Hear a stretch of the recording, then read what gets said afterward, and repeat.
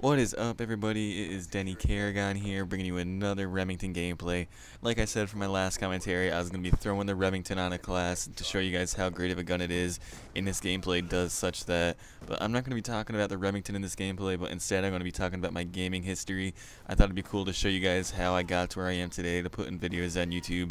But before I get into the commentary itself, I just want to talk a little about the gameplay like normal. So as you probably can tell by now, I am playing Domination on Hijacked, and I'm running around the Golden Remington, and my attachments on it are long barrel and fast mags.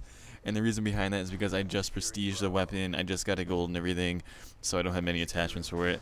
And I'm pretty sure the final outcome score in this gameplay was 70 and 9, but it doesn't show that in the entire gameplay. It gets cut off a little bit towards the end because I didn't record this gameplay while I was actually playing. I recorded it in theater, and everybody knows theater is kind of trashy.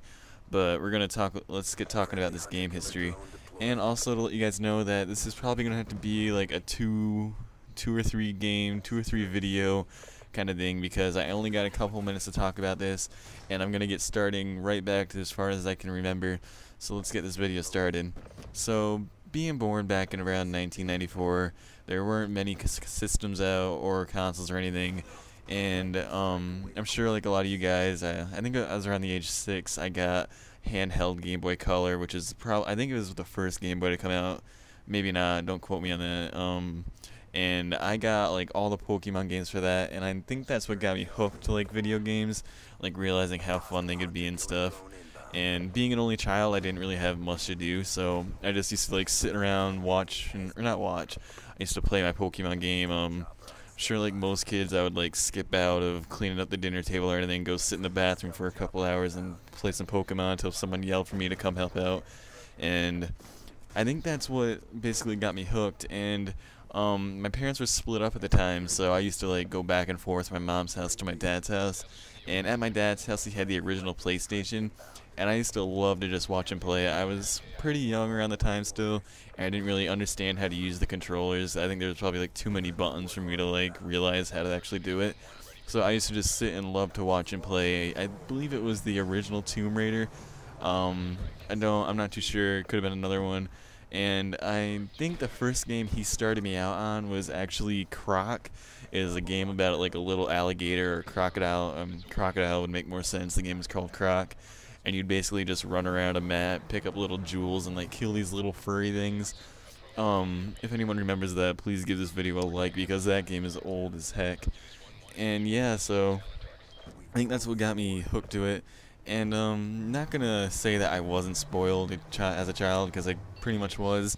I basically ended up getting every system from the PlayStation 1 and Game Boy on up, and I'm pretty sure the next system I remember buying was either a Game Boy Advanced or a PlayStation 2, one of those.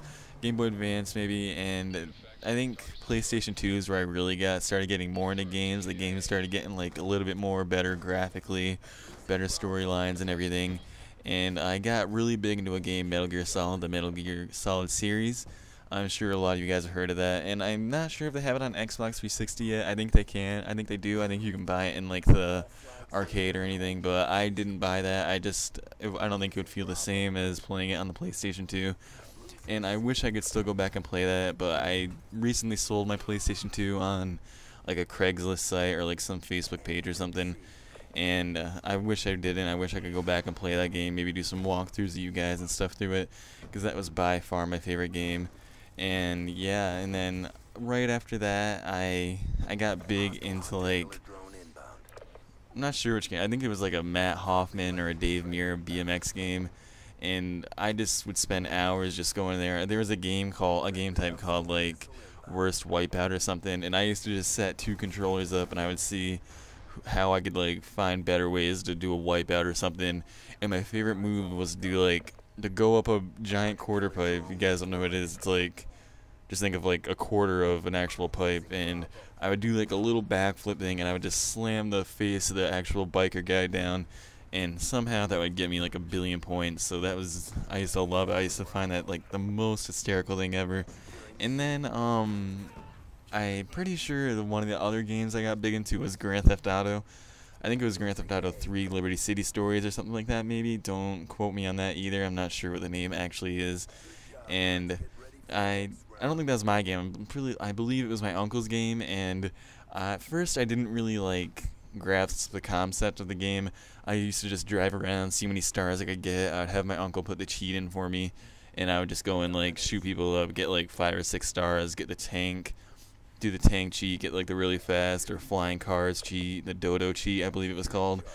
And that was just like, I thought it was the funnest thing ever. I could sit on that and do that forever. I could still go and do that with new Grand Theft Autos that came out today. But now with the whole online play, it's not as fun. You can get a couple buddies to go around and start doing that. And then after that, I got introduced to like Xbox 360 and PS3.